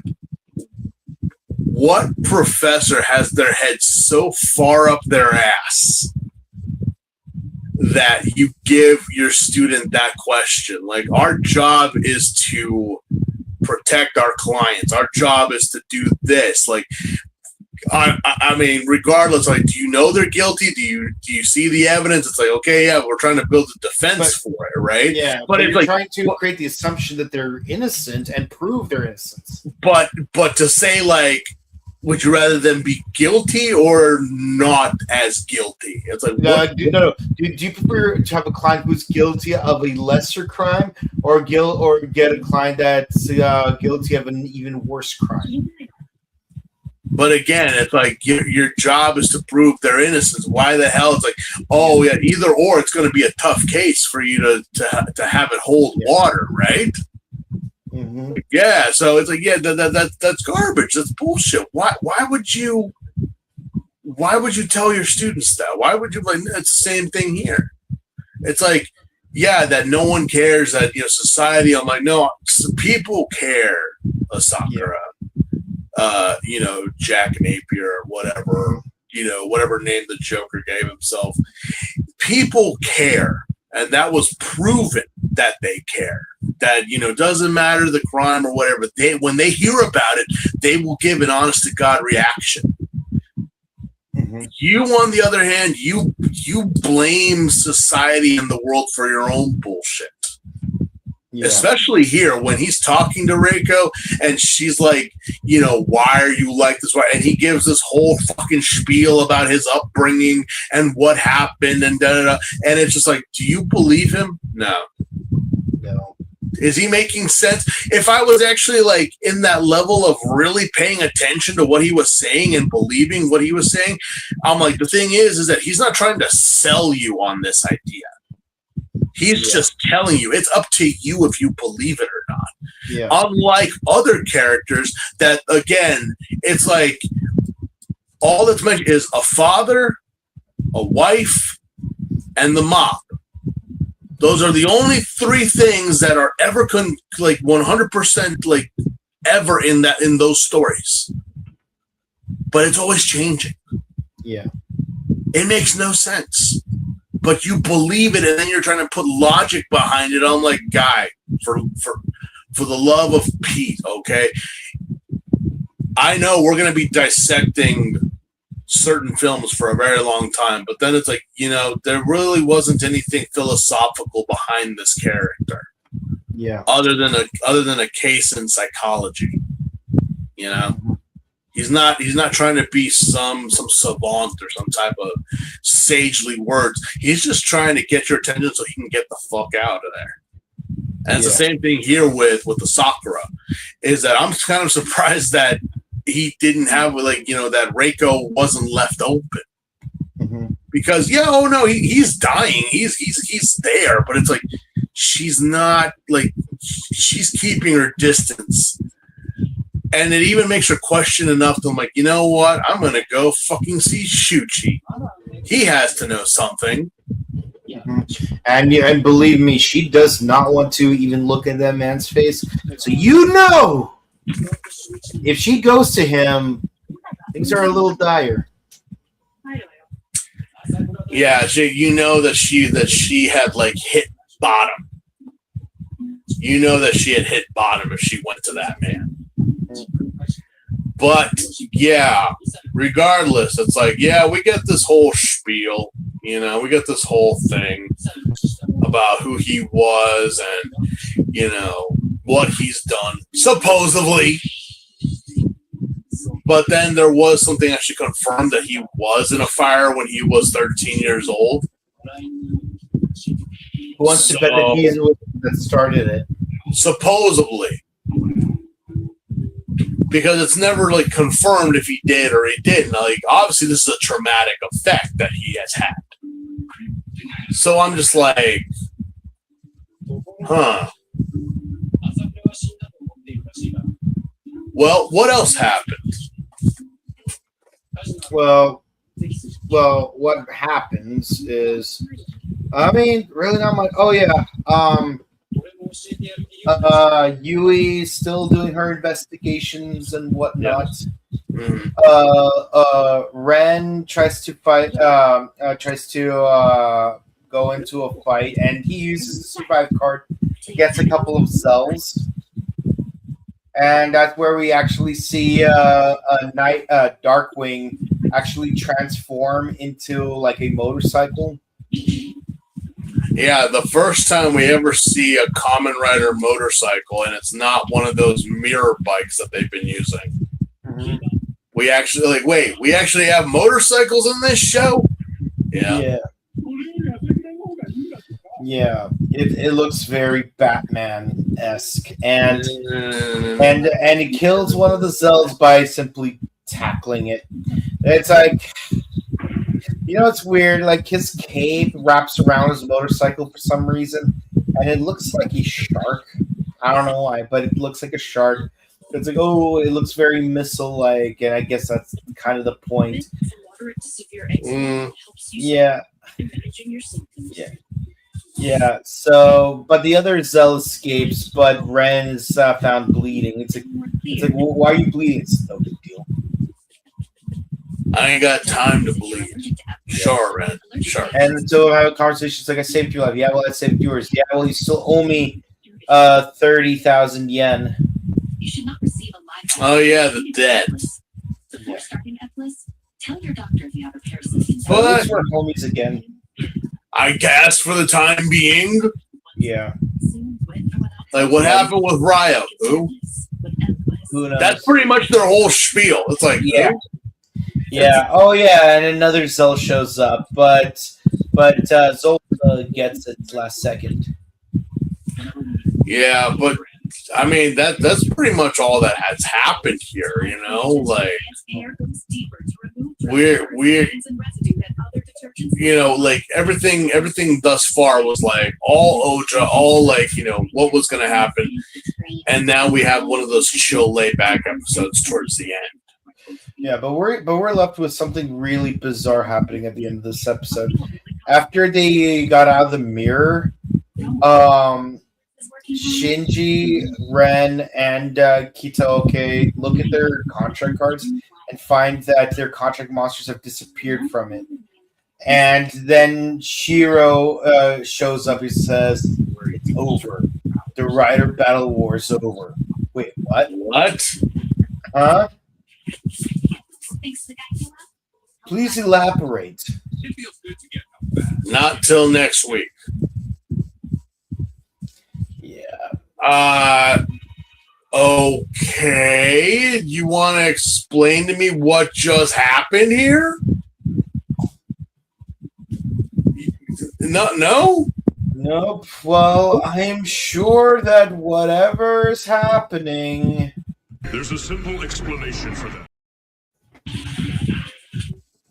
Also, the fact that there were like the gazelles were there, I'm like, oh, that's right. Oja's kind of like sitting this one out for right now. So we need to have a mirror beast in here. Yeah. And I'm like, okay, but yeah,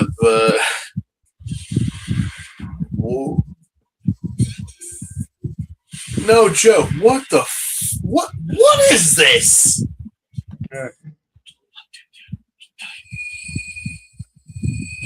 All right.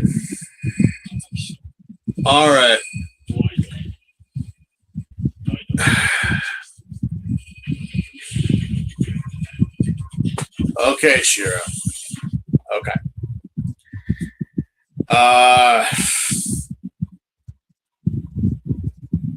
Yeah, what the fuck?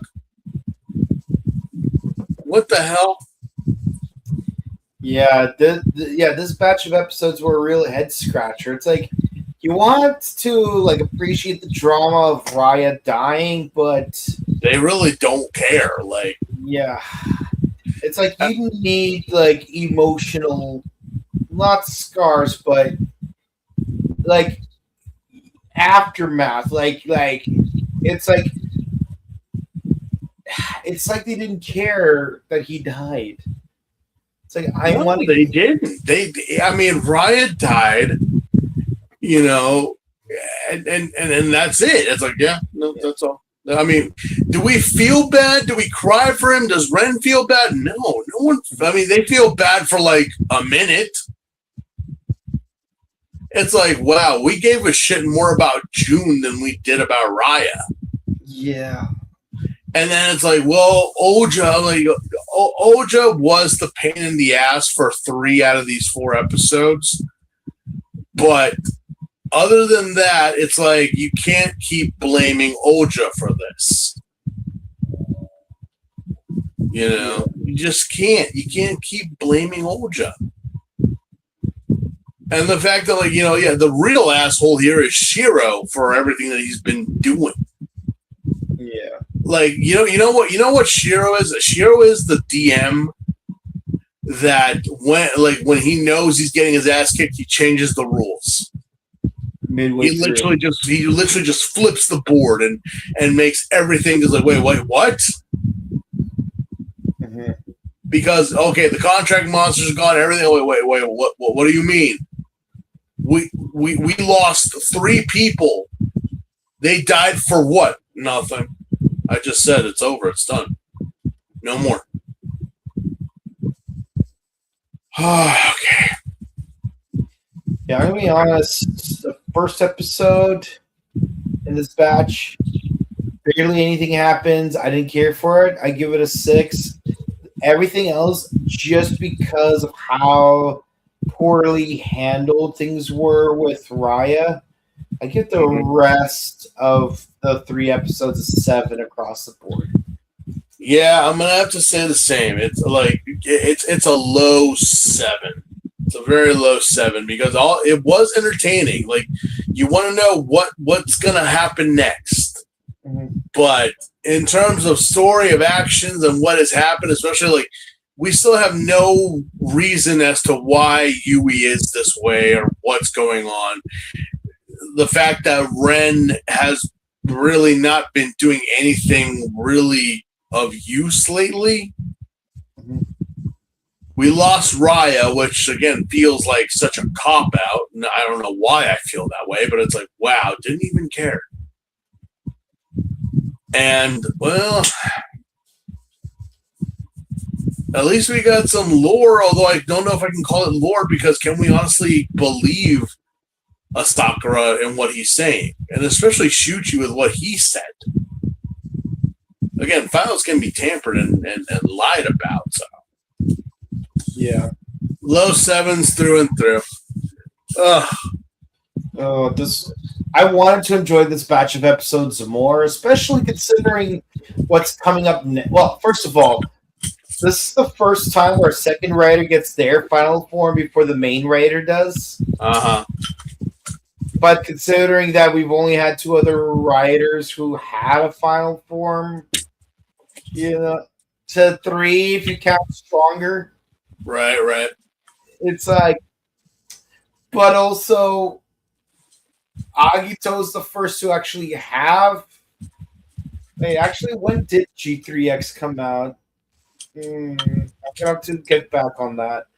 I might be mistaken after all, now that I'm thinking about it. But the point is, not a high bar to set. But again, it's like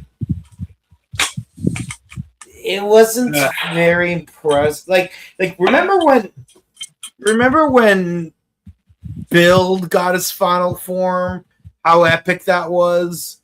When Blade got his final form, Kiva, Gaim, O's, just to name a few. There was some grandiose stuff going on, or like ominous stuff going on. Here it's like, I'll play this new card and see what happens. Like the introduction to the Survive cards really was not the focus point, nor was it given the grandiose that it should be. Yeah, even the very first battleizer ever used in Power Rangers. It's like, oh yeah, like Andrews got accidentally because Sylvia decided to push the number 3 on his battleizer, which is the name of the device back then. But it's like, but the thing is, it was a dire situation. Andros was demorphed. It's like, what can he do other than like to push that button? And he was too chicken shit to attempt it. But then the little girl pushed his buttons. No pun intended. Yeah. But the point is, it was a dire situation. There was buildup, and heck, given the fact that what's it called? The other Rangers were about to fall off a tall building. He ends up saving them. Yeah, that is good build up. But here it's like, random card. May as well try it. And then when he does use it, it's like it didn't amount to anything. No. Even in Dragon Knight, again, this is like the third time I'm comparing Dragon Knight to this. Like they made it like a very clear point that you might actually die if you use the survive card, and things got so desperate that Len needed to use it, and when he did use it, like he actually killed Oja, I think. No, he definitely killed someone when he used that card. So, yeah. Yeah, no, the story writing for these 4 episodes was not as good as it should have been. Yeah. Oh boy, okay. Yeah. Well, it is what it is, I suppose. All right. Ready for the comments? I am. All righty, let's check the comments. Yeah, Tezuka was next to completely useless. Makes me appreciate Chris Ramirez and Dragon Knight. So I've heard. Yeah.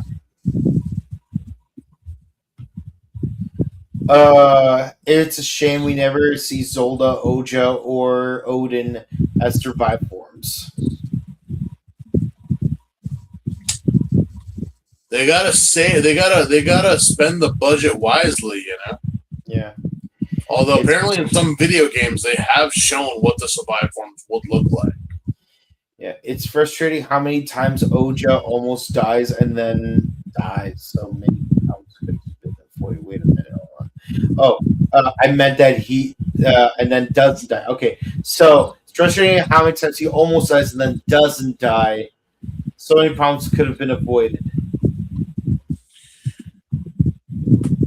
It's the plot armor, obviously. Yeah. I'm just like this would have been a proper way to kill the character off, or at least setting up his death. And now it's like, nothing that's happened to him is literally the fault of Shinji or Ren. It's all his fault. Yeah. So I can't feel bad for Sakura. I can't. Yeah, it's like, and I say this like I've never watched the show, and I have, but I'm gonna say like I've never watched the show. I really hope that a Sakura gets hailed by bullets. Mm-hmm. Yeah, not Ryder kicked. Like I want like just like you've seen the movie Set It Off. Yeah, like let's do that. All right. Yeah. Make him go down like Cleo. Mm-hmm. All right. Yeah, that's it for the comments, guys. If you enjoyed, please be sure to comment, like, and subscribe to us on YouTube, Facebook, Twitter, Instagram. Ding the bell icon. Stay notified for our latest videos. We discuss Kamen Rider Ryuki, Kamen Rider Z, Super Space Sheriff Gavan Infinity, and Ultraman Cosmos. This week we are moving Zets to a later date because tomorrow, Monday, 5 p.m. Pacific Standard Time, 8 Eastern, and 10 a.m. Tuesday at Australian Standard Time. You're probably wondering why I'm bringing up Australian time. Because we have an exclusive interview with none other than Ranger Series Black, Dan Ewing. That's right. We got Dan Ewing. We're interviewing him tomorrow. And of course, we want to thank Phoenix Management Productions for help for collaborating with us and setting up this interview to happen. This interview will be Facebook exclusive, so don't come to YouTube. Go straight to Facebook. Live. Like we're gonna ask him questions. You can also ask questions in the live chat of the Facebook live feed, and we will try to answer as many of your fan questions as possible. So definitely come by again, 5 p.m. Pacific, 8 Eastern, and 10 a.m. following day of Australian Standard Time. And then, of course, sometime later, we will re-upload it to YouTube so you can see the full interview with the live comments, on YouTube after the fact. But if you want to watch it live, if you want your questions answered, gotta show up on Facebook. And next week we got another interview, same time and date as well. If you want to know who the other interview is, you're gonna have to follow us on Facebook and Instagram because we already announced it. But in any case, both of these two interviews, we're really excited for them, and we hope you are too. We will see you again real soon, and don't forget to follow our personal content and our sister channel, The Butter Show, where we discuss movies, TV shows, video games, etc. And we are going to upload a new vlog very soon, maybe later this week, hopefully, if there's time. Editing up, we have day jobs. It is what it is.